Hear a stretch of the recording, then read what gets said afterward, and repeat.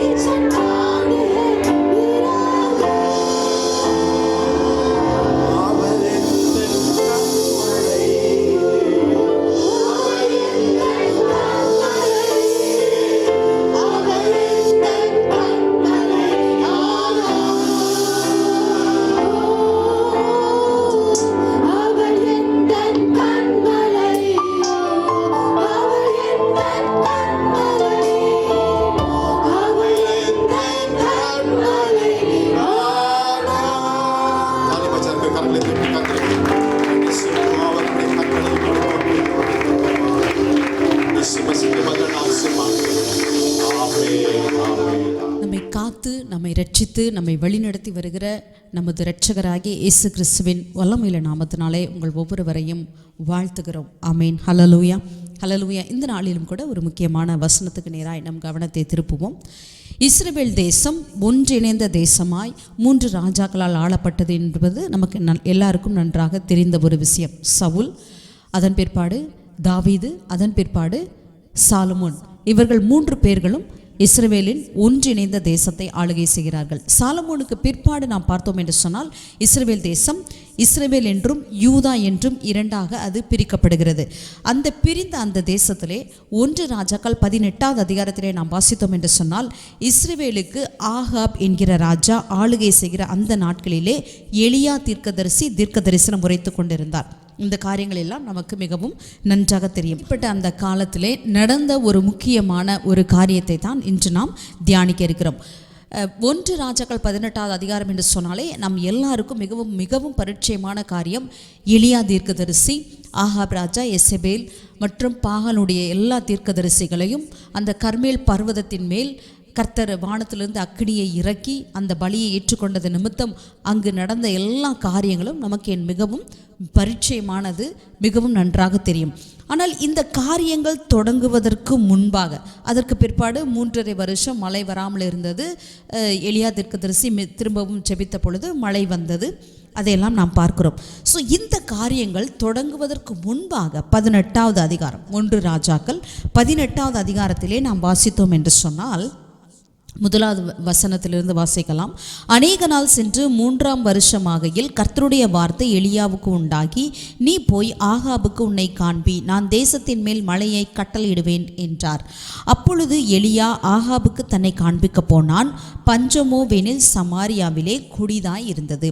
ஆனபடியால் ஆகாப் அரண்மனை விசாரிப்புக்காரனாகிய ஒபதியாவை அழைப்பித்தான். ஒபதியா கர்த்தருக்கு மிகவும் பயந்து நடக்கிறவனாய் இருந்தான். ஆமேன், ஹல்லேலூயா. இப்பொழுது நாம் இந்த ஒபதியாவை குறித்து தான் சில காரியங்களை நாம் தியானிக்க இருக்கிறோம். கர்த்தருக்கு பிரியமானவர்களே, இந்த ஒபதியா எங்கே இருந்தார் என்று சொல்லி நாம் பார்த்தோம் என்று சொன்னால், வசனம் தெளிவாய் சொல்கிறது. 3வது வசனம், ஆகாபுடைய அரண்மனையின் விசாரிப்புக்காரனாக இந்த ஒபதியா காணப்படுகிறார். வசனம் அதோடு நிற்கவில்லை. அங்கே அடுத்த வசனம் சொல்லப்பட்டிருக்கிறது, ஒபதியா கர்த்தருக்கு பயந்து நடக்கிறவனாய் இருந்தான் என்று எழுதப்படவில்லை, மிகவும் பயந்து நடக்கிறவனாய் இருந்தான் என்று சொல்லி எழுதப்பட்டிருக்கிறது. ஹல்லேலூயா.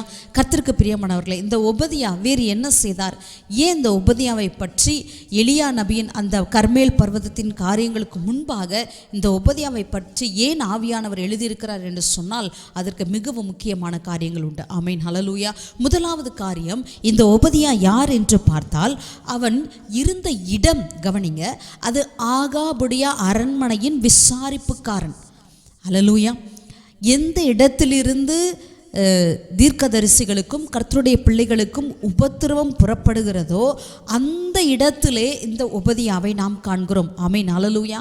அநேகர் ஒருவேளை நாம் தீர்க்கதரிசிகளாய் மிஷனரிகளாய் அழைக்கப்படாமல் இருக்கலாம். ஆனால் நல்ல ஒரு கவர்மெண்ட் ஜாப்ல நம்ம அரசாங்க வேலைகளிலே நாம் காணப்படலாம். ஆனால் ஏன் அந்த இடத்தில் நாம் இருக்கிறோம் என்பதற்கு நிச்சயமாகவே ஒரு காரணம் உண்டு. ஆமென், ஹல்லேலூயா, ஹல்லேலூயா. அதை யாராலும் நாம் மறுக்கவே முடியாது. இந்த ஒபதியா அப்படிப்பட்ட ஒரு உபத்திரவமான அந்த காலகட்டத்திலே எசபேல் ராணி எப்படி ஒரு தீவிரமாய் தேவனுடைய தீர்க்கதரிசிகளை பிடித்து அழித்து கொண்டு இருந்தாள் என்று சொல்லி நாம் காண முடிகிறது. அப்படிப்பட்ட அந்த சூழ்நிலையிலே இந்த ஒபதியா என்ன செய்தார் என்பதுதான் மிகவும் ஒரு அற்புதமான காரியமாக இருக்கிறது. ஹல்லேலூயா. கர்த்தரால் அடைக்கப்பட்ட தேவஜனமே, இன்றைக்கு ஒருவேளை நாம் அப்படிப்பட்ட ஒரு உயர்ந்த ஸ்தானத்தை கர்த்தர் நமக்கு கொடுத்திருப்பார் என்று சொன்னால், நாம் நிச்சயமாய் தேவனிடத்தில் கேட்க வேண்டும், நான் என்ன செய்ய வேண்டும் என்று சொல்லி. ஆமேன், ஹல்லேலூயா, ஹல்லேலூயா. என்ன செய்ய வேண்டும் என்று சொல்லி கேட்பதோடு மாத்திரமல்ல, அதை செய்வதற்கும் நாம் முனைய வேண்டும். ஆமேன், ஹல்லேலூயா. இங்கே பார்த்தோம் என்று சொன்னால், அவர் எப்படிப்பட்ட ஒரு ஆளாக இருந்தாலும் கர்த்தருக்கு மிகவும் பயந்து நடக்கிறவனாய் இருந்தான். ஆமேன், ஹல்லேலூயா. ஒபதியா கர்த்தருக்கு மிகவும் பயந்து நடக்கிறவராய் காணப்படுகிறார். ஆமேன். கர்த்தருக்கு பிரியமானவர்களே, இருக்கிற இடம் எப்படிப்பட்ட இடம் என்பது முக்கியமல்ல, நாம் என்ன செய்கிறோம், நாம் எப்படி இருக்கிறோம் என்பது மிகவும் முக்கியம். ஆமேன், ஹல்லேலூயா. ஒரு இடத்திற்கு கர்த்தர் நம்மை உயர்த்தி வைத்திருப்பார் என்று சொன்னால், நான் கர்த்தருக்கு இன்னும் பயந்து நடக்கிறவனாய் காணப்பட வேண்டும். ஆமேன். அநேகர் ஒருவேளை நம்ம யோசிக்கலாம், ஒருவேளை காலேஜாக இருக்கலாம், ஸ்கூலாக இருக்கலாம், அங்கே அநேக கிறிஸ்தவர்கள் இல்லை விசுவாசிகள் கூட்டம் இல்லாத ஒரு இடத்துல நாம் இருந்து படிக்க வேண்டிய சூழ்நிலை, வேலை செய்ய வேண்டிய சூழ்நிலையாக காணப்படலாம், அல்லது நாம் வாழ வேண்டிய சூழ்நிலையாக காணப்படலாம். அதன் மத்தியிலே நாம் புலம்பிக் கொண்டு இல்லாதபடிக்கு, ஒரு கிறிஸ்தவன் கூட இல்லையே, ஒரு விசுவாசி கூட இல்லையே எனக்கு ஒத்தாசை பண்ண, இல்லை எனக்கு ஒரு சப்போர்ட்டாக இருக்க, அப்படி என்று யோசிக்காதபடிக்கு அந்த இடத்துல இன்னும் தீவிரமாய் நாம் கர்த்தருக்கு எப்படி பயந்து நடக்கிறவர்களாய் காணப்பட வேண்டும் என்று சொல்லி இந்த உபதியாவின் வாழ்க்கை நமக்கு மிகவும் ஒரு அற்புதமான ஒரு எடுத்துக்காட்டாய் விளங்குகிறது. ஆமீன், ஹல்லேலூயா. விசேஷமாக இன்றைய வாலிபர்களுக்கு இந்த உலகத்தோடு நாம் ஒத்த வேஷம் தெரியாதபடிக்கு கர்த்தருக்குள்ளாக எப்படி நாம் இன்னும் கர்த்தருக்கு பயந்தவர்களாய் கர்த்தருக்குள்ளான ஒரு வாழ்க்கை இன்னும் எப்படியாய் இதன் மத்தியிலே வாழ வேண்டும் என்று சொல்லி நமக்கு உபதியா அழகான ஒரு உதாரணமாய் காணப்படுகிறார். ஆமீன், ஹல்லேலூயா. வசனம் 4, அவர் கர்த்தருக்கு மிகவும் பயந்தவர் என்று சொல்லி பார்த்தோம். 4வது வசனம் இப்படியாக எழுதப்பட்டிருக்கிறது, யேசபேல் கர்த்தரின் தீர்க்கதரிசிகளை சங்கரிக்கிற போது ஒபதியா 100 தீர்க்கதரிசிகளை சேர்த்து அவர்களை கெபிக்கு 50 பேராக ஒளித்து வைத்து அவர்களுக்கு அப்பமும் தண்ணீரும் கொடுத்து அவர்களை பராமரித்து வந்தான். ஆமேன், ஹல்லேலூயா. இது எவ்வளவு ஒரு பெரிய ஒரு காரியம் என்பதை நாம் யோசித்து பார்க்க வேண்டும். ஆமீன். எந்த அரண்மனையிலிருந்து ராணியும் ராஜாவும் கர்த்தருடைய தீர்க்கதரிசிகளை சங்கரித்து கொண்டு இருக்கிறார்களோ அதே அரண்மனையிலே இருக்கிற ஒபதியா அவருக்கு எத்தனை ஒரு தைரியம், எத்தனை ஒரு அசாத்திய நம்பிக்கை கர்த்தர் பேரில் இருக்கும் என்று சொன்னால், எத்தனை பெரிய ஒரு அர்ப்பணிப்பு, ஒரு நாளும் மாறாத ஒரு அர்ப்பணிப்பு, அலைக்கழிக்கப்படாத ஒரு அர்ப்பணிப்பு அவரிடத்தில் இருக்கும் என்று சொன்னால், அவர் என்ன செய்கிறார், 100 தீர்க்கதரிசிகளை அவர் கூட்டிக் கொண்டு போய் 50 பேராக 2 குகைகளிலே அந்த கர்மேல் பர்வதத்திலே அவர் ஒளித்து வைத்தார் என்று சொல்லி நாம் வாசிக்கிறோம். ஹல்லேலூயா. கர்த்தருக்கு பிரியமானவர்களே, இதை செய்வதற்கு எத்தனை பெரிய ஒரு வாஞ்சை மாத்திரம் போதாது, அதற்கான தைரியமும் நமக்கு மிகவும் முக்கியமாக காணப்படுகிறது. ஒருவேளை இந்த காரியம் ராஜாவுக்கு வெளிப்படும் என்று சொன்னால், ஒருவேளை இந்த காரியம் ராணிக்கு வெளிப்படும் என்று சொன்னால், அதனுடைய தண்டனையை நான் நினைத்தே பார்க்க முடியாது. ஆமீன். அவனுடைய ஒபதியாவுடைய உயிரையும் எடுக்க அவர்கள் தயங்க மாட்டார்கள். ஒபதியா என்ன, அவருடைய வீட்டார் அனைவரையுமே கொல்லுவதற்கு கூட அவர்கள் தயங்க மாட்டார்கள். அப்படிப்பட்ட ஒரு இக்கட்டான ஒரு சூழ்நிலையின் மத்தியிலே தேவனை மாத்திரம் நம்பினவனாய், தேவன் மீது மாத்திரம் நம்பிக்கை வைத்தவனாய், விசுவாசத்தோடு தைரியத்துக்கூட ஞானம் என்று சொல்லி நாம் பேதுருவிலே வாசிக்கிறது போல, அவர் தைரியத்தையும் சேர்த்து விசுவாசத்தையும் சேர்த்து சகோதர அன்பையும் சேர்த்து அவர் என்ன செய்கிறார், இங்கே அவர்களை ஒளித்து வைக்கிறார். ஆமீன், ஹல்லேலூயா, ஹல்லேலூயா. கர்த்தருக்கு பிரியமானவர்களே, அவர் ஒளித்து வைத்தது மாத்திரமல்ல, வசனம் சொல்லப்பட்டிருக்கிறது, அங்கே ஒளித்து வைத்து என்ன செய்தாராம், அவர்களுக்கு அப்பமும் தண்ணீரும் கொடுத்து அவர்களை பராமரித்து வந்தார். ஆமீன், ஹல்லேலூயா. ஒளித்து வைத்தது மாத்திரமல்ல, அது எத்தனை நாட்கள் ஒளித்து வைத்தார் என்று சொல்லி எழுதப்படவில்லை. அது எத்தனை நாட்களாக இருந்தாலும் என்ன, 100 பேருக்கு ஒரு நேரம் சாப்பாடு கொடுப்பது என்பதே பெரிய விஷயம்தான் அல்லவா. அவர்களுக்கு தண்ணீரும் சப்பமும் கொடுத்து அந்த கர்மேல் பர்வதத்திலே கிட்டத்தட்ட 2000க்கும் அதிகமான குகைகள் இருந்தது என்று சொல்லி சொல்லுகிறார்கள். ஸோ அதில் 2 குகைகளிலே என்ன செய்கிறார், இந்த ஒபதியா இவர்களை ஒளித்து வைத்து அவர்களுக்கு போஷித்து வருகிறார். ஆமீன். இந்த கேரக்டர் யாரோட கேரக்டர்னு பார்த்தோம்னு சொன்னோம்னா, அது இயேசுவினுடைய அதே குணாதிசயங்கள். ஆமீன், ஹல்லேலூயா. அவர் தீங்கு நாளிலே என்ன செய்கிறாராம், கண்மலையிலே அவர் என்னை ஒளித்து வைக்கிறார் என்று சொல்லி வசனம் சொல்லுகிறது. சங்கீதம் 64 2வது வசனத்தை வாசித்தோம் என்று சொன்னால், துன்மார்க்கர் செய்யும் ரகசிய ஆலோசனைக்கும் அக்கிரமக்காரருடைய கலகத்துக்கும் என்னை விலக்கி மறைத்தருளும். இது தேவனுடைய ஒரு காரியம். ஆமீன். ஒரு சில காமெண்ட்ரிஸில் இப்படியாக அவர்கள் ஒபதியாவை இயேசுவுக்கு ஒரு அடையாளமாய் கூட அவர்கள் சொல்கிறாங்க. ஏன்னா அந்த ஒபதியா என்கிற பெயரின் அர்த்தமே என்னவென்று சொன்னால், worshipper of Yahweh, servant of Yahweh. இதுதான் ஒபதியாவுடைய பெயரின் அர்த்தம். அந்த அர்த்தத்துக்கு போல அவர் என்ன செய்கிறார், எப்படியாக தேவன் நம்மை துன்மார்க்கர் செய்யும் ரகசிய ஆலோசனைக்கும் அக்கிரமக்காரருடைய கழகத்துக்கும் நம்மை விலைக்கு மறைத்தருளுகிறாரோ, அதே போல இங்கே துன்மார்க்கராய் இருந்த ஆகாப், எசபேல் இவர்களுடைய கைகளுக்கும் ஆலோசனைக்கும் என்ன செய்கிறார், ஒபதியா இந்த தீர்க்கதரிசிகளை அவர் மறைத்து வைக்கிறதை நாம் காண்கிறோம். ஆமீன், ஹல்லேலூயா, அல்லேலூயா. கர்த்தருக்கு பிரியமானவர்களே, நாம் இன்றைக்கு ஒருவேளை அப்படிப்பட்ட ஒரு உயர்ந்த இடத்தில் இருப்போம் என்று சொன்னால், நாம் நம்மை தட்டி கழிக்கிறவர்களாக இருப்போமா, அல்லது நாம் தேவனுக்காக வைராக்கியம் பாராட்டி என் உயிரையே பணயம் வைத்து அன்று ஒபதியா செய்ததை போல நாம் இன்றைக்கு செய்ய நம்மை ஒப்பு கொடுக்கிறவர்களாய் இருக்கிறோமா என்பதை நாமே நிதானித்து பார்ப்போம். ஆமேன். சங்கீதம் 32:7 வசனம் சொல்கிறது, நீர் எனக்கு மறைவிடமாய் இருக்கிறீர், என்னை நீர் இக்கட்டுக்கு விலக்கி காத்து இரட்சணிய பாடல்கள் என்னை சூழ்ந்து கொள்ளும்படி செய்வீர். நீரே எனக்கு மறைவிடமாய் இருக்கிறீர் என்று சொல்லி தேவனை நோக்கி சொல்லுகிறோம். ஆமேன். ஹல்லேலூயா. ஹல்லேலூயா. இங்கு ஒபதியா செய்த செயல் அப்படித்தான். அவர்களை ஒளிப்பிடத்திலே அங்கே மறைத்து வைத்து ஒளித்து வைத்து என்ன செய்கிறார்? அவர்களுக்கு அப்பமும் தண்ணீரும் கொடுத்து அவர்களை பராமரித்து வருகிறார். ஆமீன். முதல் காரியம், அவர் தேவனுக்கு மிகவும் பயந்தவராக இருக்கிறார். இந்த வசனம் 2 முறை வருகிறதை நாம் காண்கிறோம். 3வது வசனத்திலும் அடுத்து பார்த்தோம் என்று சொன்னால் அதே 18வது அதிகாரம் 12வது வசனத்திலே நாம் காண்கிறோம், உமது அடியானாகிய நான் சிறு வயது முதல் கர்த்தருக்கு பயந்து நடக்கிறவன். ஆமீன். ஹல்லேலூயா. சிறு வயது முதல் கர்த்தருக்கு பயந்து நடக்கிற ஒரு மனுஷன்தான் இந்த ஒபதியா. எத்தனை ஒரு அற்புதமான ஒரு காரியம். ஹல்லேலூயா. இன்று நமக்கு ஒரு பெரிய ஒரு உற்சாகமான காரியமாக இருக்கிறது.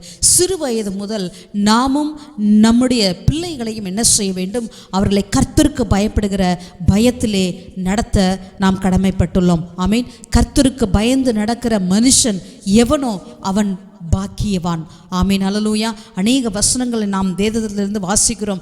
கர்த்தருக்கு பயப்படுகிற மனுஷன் இவ்விதமாய் ஆசீர்வதிக்கப்படுவான் என்று சொல்லி சங்கீதம் 128 நம்ம வாசிக்கிறோம். தன் கைகளின் பிரயாசத்தை சாப்பிடுவான் என்று சொல்லி, அவனுடைய மனைவி வீட்டோரங்களில் கனிதரும் திராட்சை கொடியை போல இருப்பாள், அவளுடைய பிள்ளைகள் பந்தியை சுற்றிலும் ஒலிவ மர கன்றுகளைப் போல இருப்பார்கள் என்று சொல்லி நிறைய ஆசீர்வாதங்களை நாம் காண முடிகிறது. ஆமீன். கர்த்தருக்கு பயப்படுகிற மனுஷன் எவ்விதமாய் ஆசீர்வதிக்கப்படுவான் என்று சொல்லி, கர்த்தருக்கு பிரியமானவர்களே, ஒபதியாவை போல நாமும் கர்த்தருக்கு பயந்து கர்த்தர் விரும்புகிற காரியங்களை, கர்த்தருக்கு பிரியமான காரியங்களை நாம் செய்யும் பொழுது நிச்சயமாகவே அதுவே நமக்கு ஒரு மிகப்பெரிய ஆசீர்வாதம்.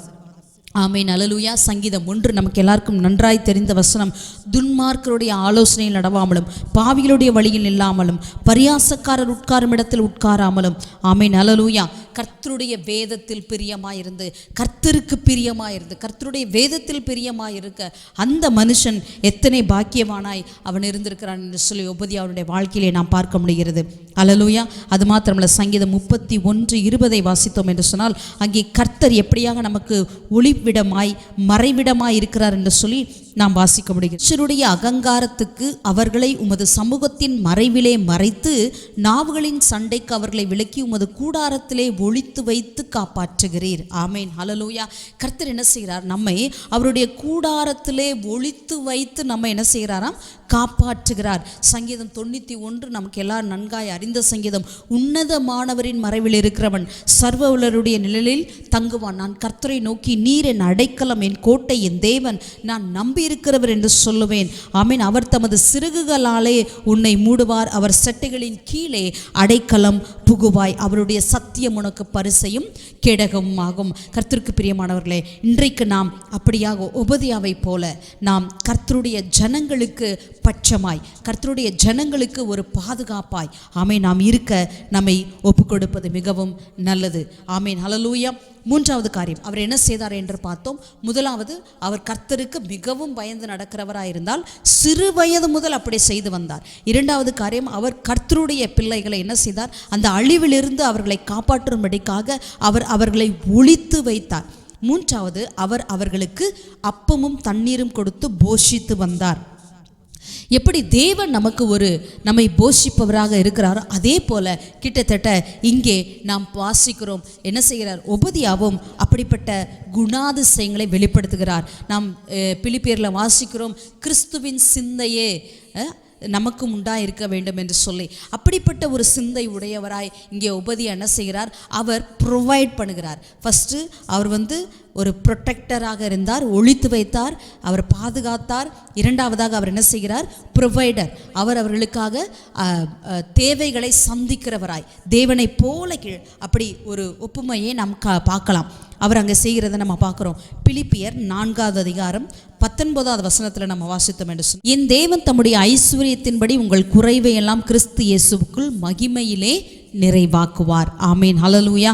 அவர் நம்முடைய குறைவை எல்லாம் நிறைவாக்குகிற தேவனாக காணப்படுகிறார். சங்கீதம் 146 7-9 வசனங்களை வாசித்தோம் என்று சொன்னால், அவர் ஒடுக்கப்பட்டவர்களுக்கு நியாயம் செய்கிறார், பசியாய் இருக்கிறவர்களுக்கு ஆகாரம் கொடுக்கிறார், கட்டுண்டவர்களை கர்த்தர் விடுதலையாக்குகிறார், குருடரின் கண்களை கர்த்தர் திறக்கிறார், மடங்கடிக்கப்பட்டவர்களை கர்த்தர் தூக்கி விடுகிறார், நீதிமான்களை கர்த்தர் சிநேகிக்கிறார், பரதேசிகளை கர்த்தர் காப்பாற்றுகிறார். அவர் திக்கற்ற பிள்ளையையும் விதவையையும் ஆதரிக்கிறார், துன்மார்க்கரின் வழியையோ கவிழ்த்து போடுகிறார். அவர் எப்பொழுதுமே நம்மை போஷிக்கிற தேவன். அவர் நமக்கு தேவைகளை சந்திக்கிற தேவனாகவே காணப்படுகிறார். ஆமேன். யெகோவா ஈரே, the Lord will provide. ஆமேன், ஹல்லேலூயா, ஹல்லேலூயா. கர்த்தருக்கு பிரியமானவர்களே, உபதியாவை போல நாமும் கர்த்தருடைய ஜனங்களுக்கு, மற்றவர்களுக்கு, திக்கற்றவர்களுக்கு, அனாதைகளுக்கு, விதவிகளுக்கு நாம் அவர்களுக்கு உதவிக்கரங்களை நீட்டுகிறவர்களாய், அவருடைய தேவைகளை சந்திக்கிறவர்களாய் நாம் இருப்பது நமக்கு மிகவும் நல்லது. ஆமீன், ஹல்லேலூயா. மூன்றாவது காரியம், கர்த்தர் இங்கே உபதியா என்ன செய்தார் என்று பார்த்தோம் என்று சொன்னால், நாம் வாசிக்கிறோம். மூன்றாவது காரியம் வாசிக்கலாம். 1 ராஜாக்கள் 18வது அதிகாரத்தில் வசனம் 5. ஆகாப் ஒபதியாவை பார்த்து, நீ தேசத்தில் இருக்கிற எல்லா நீரூற்றுகளிடத்திலும் எல்லா ஆறுகளிடத்திலும் போ, நாம் சகல மிருக ஜீவன்களையும் சாக கொடாமல் குதிரைகளையும் கோவேறு கழுதைகளையுமாவது உயிரோடை காப்பாற்றும்படிக்கு நமக்கு புல் அகப்படுமா என்று பார் என்றான். இங்கே பாருங்கள், நல்ல ஒரு ஒரு வித்தியாசத்தை பாருங்களேன். இங்கே ஆகாப் ராஜா, அவர் எதை பிழைச்சி வைக்கும்படிக்காக அவர் முயற்சி எடுத்துக்கிறார். தேசம் எழுதும் போய் சுற்றி பாரு, எங்கேயாவது தண்ணி இருக்குதான்னு, நீரூற்றுகள் அண்டையில் இருக்குதான்னு, ஆறுகளில் தண்ணி இருக்கான்னு பாருன்னு சொல்லி அவர் ஒபதியாவை கூப்பிடுறார். ஆகாப் ராஜா ஒபதியாவை கூப்பிடுகிறார், போய் பார்க்கும்படிக்காக தேசத்தில் எங்கே தண்ணீர் இருக்குது என்று சொல்லி. அப்போ இந்த ஒபதியாவும் ஆகாபும் எத்துணை மிகவும் நெருக்கமாக இருக்கக்கூடியவர்கள் என்பதை நம்மால் காண முடிகிறது. ஆமேன். ஏன்னா அவர் தான் ஆகாபுடைய அரண்மனைக்கு விசாரிப்புக்காரர்.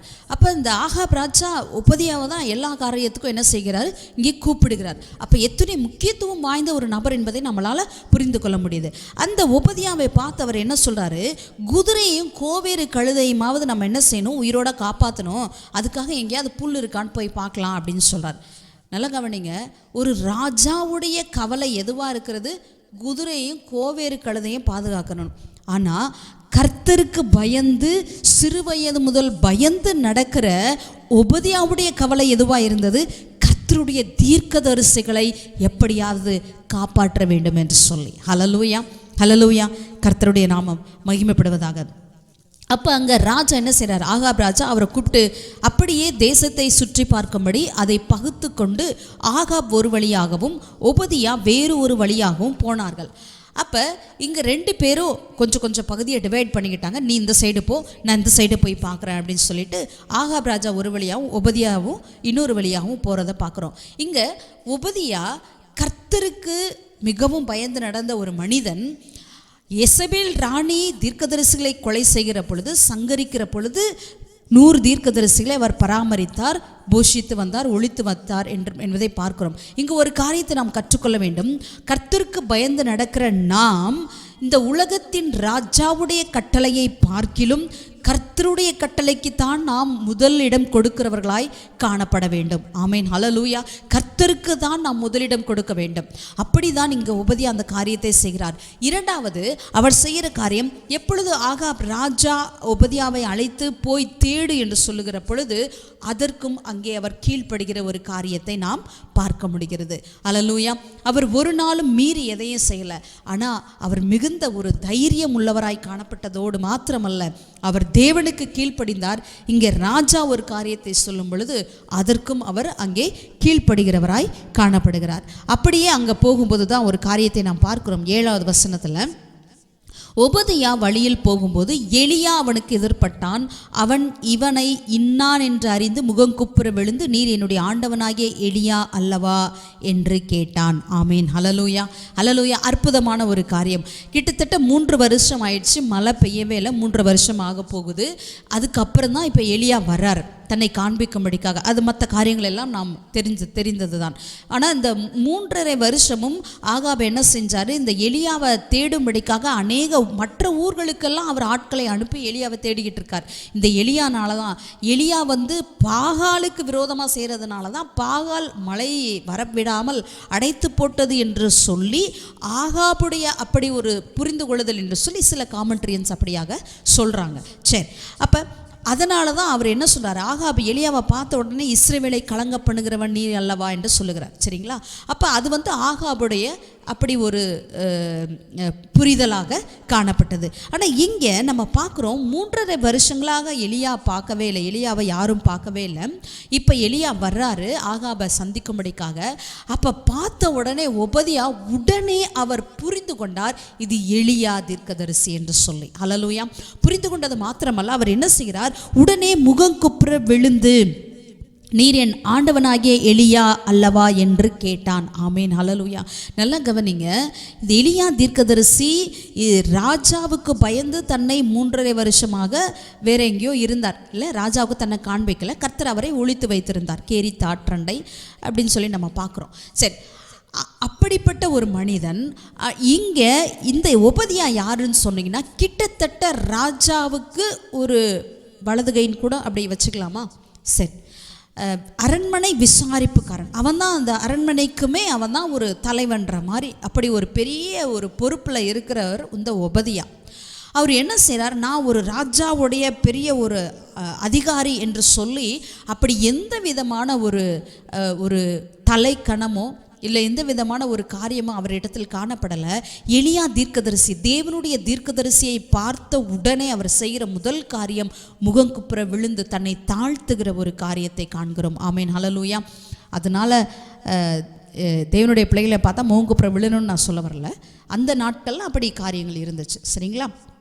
ஓகே, அதாவது தன்னை தாழ்த்துகிற ஒரு காரியத்தை நான் இங்கே குறிப்பிட விரும்புகிறேன். ஆமீன். ஸோ எத்தனை பெரிய ராஜாவுக்கே, தேசத்தை ஆளுகிறவர் தலைவர்களுக்கே ஒரு வலது கையா இடது கையா இருந்தாலுமே சரி, தேவனுடைய பிள்ளைகள் ஒருவரை ஒருவர் பார்க்கும் பொழுது ஒருவருக்கொருவர் நம்மை தாழ்த்துவது நமக்கு மிகவும் நல்லது. ஹல்லேலூயா.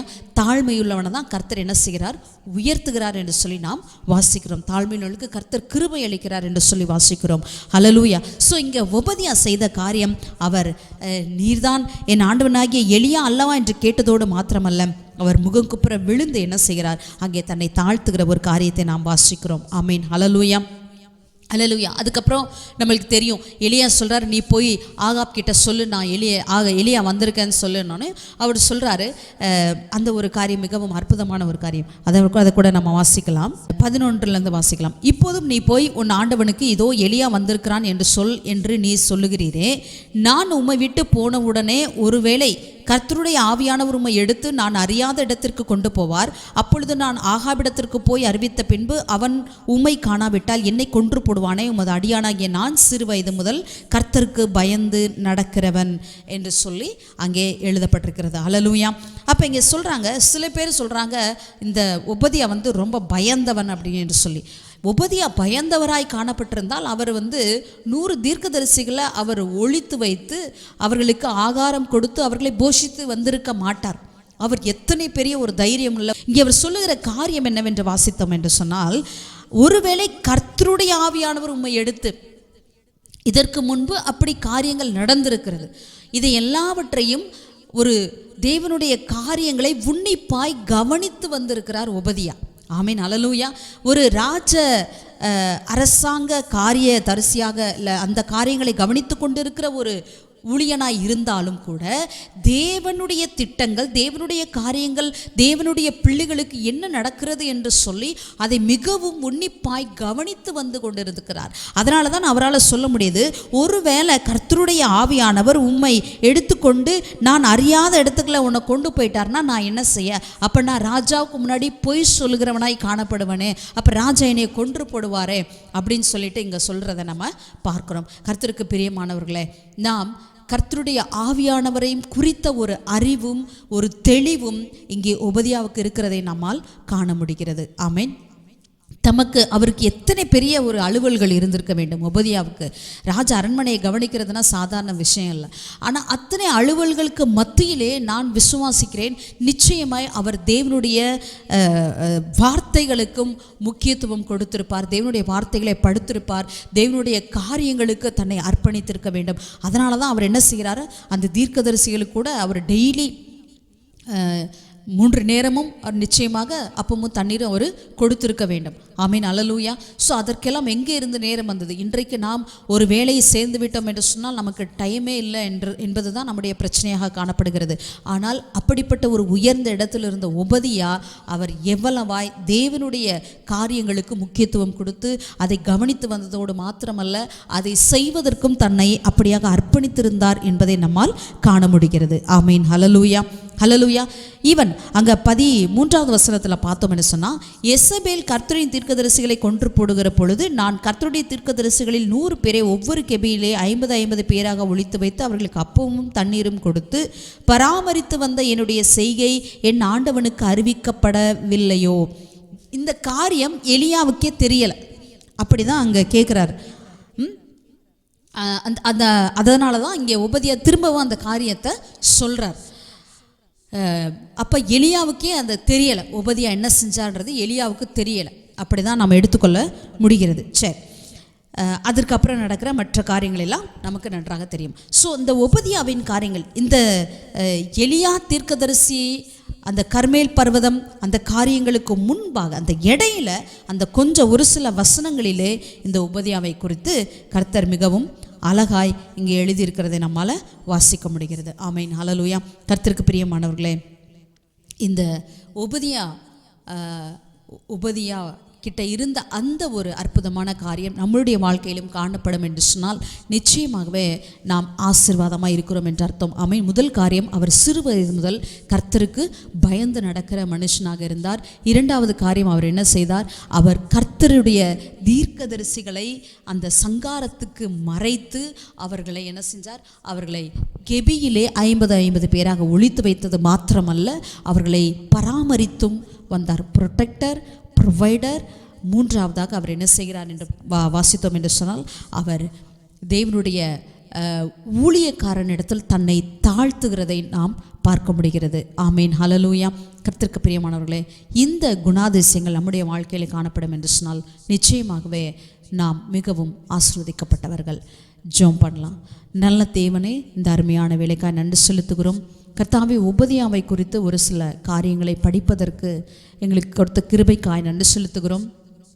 ஆவியானவரே, அப்படிப்பட்ட குணாதிசயங்கள் எங்களிடத்திலும் உண்டாகும்படிக்காய் நாங்கள் ஜெபிக்கிறோம். கர்த்தாவே அப்பா, கர்த்தருக்கு பயந்து நடக்கிறவர்களாய் எல்லா சூழ்நிலையிலும் ஆண்டவரே, சூழ்நிலை எங்களுக்கு விரோதமாக இருந்தாலும் சரி, சாதகமாக இருந்தாலும் பாதகமாக இருந்தாலும் எப்படியாக இருந்தாலும் ஆண்டவரே, நாங்கள் கர்த்தருக்கு பயந்து நடக்கிறவர்களாய், கர்த்தருக்கு பிரியமானவர்களை மாத்திரம் செய்கிறவர்களாய் காணப்பட எங்களை நாங்கள் ஒப்புக் கொடுக்கிறோம். கர்த்தர் அதற்கு எங்களை அப்பா நீர் வழிநடத்தும்படிக்காக நாங்கள் ஜெபிக்கிறோம். ஆண்டவரே, மாத்திரமல்ல கர்த்தருடைய பிள்ளைகளை பராமரிக்கவும் போஷிக்கவும் எங்களுக்கு கிருபை தாங்க. நன்றியோடு ஸ்தோத்திரிக்கிறோம். கர்த்தருடைய பிள்ளைகளை பாதுகாக்க உதவி செய்யுங்க ஆண்டவரே. நாங்கள் ஒருவருக்கொருவர் தாழ்மை உள்ளவர்களாய் ஆண்டவரே நாங்கள் காணப்பட, அப்பா கர்த்தருக்கு முன்பாக எங்களை தாழ்த்துகிறவர்களாய் காணப்பட ஆண்டவரே நாங்கள் ஒப்புக் கொடுக்கிறோம். அதற்கு எங்களுக்கு கிருபை தரும்படிக்காக நாங்கள் ஜெபிக்கிறோம். நன்றியோடு ஸ்தோத்திரிக்கிறோம், துதிக்கிறோம். ஆண்டவரும் இரட்சகருமாகிய இயேசு கிறிஸ்துவின் பலமில்ல நாமத்தில் நாங்கள் ஜெபிக்கிறோம் நல்ல பிதாவே. ஆமேன், ஆமேன், ஆமேன்.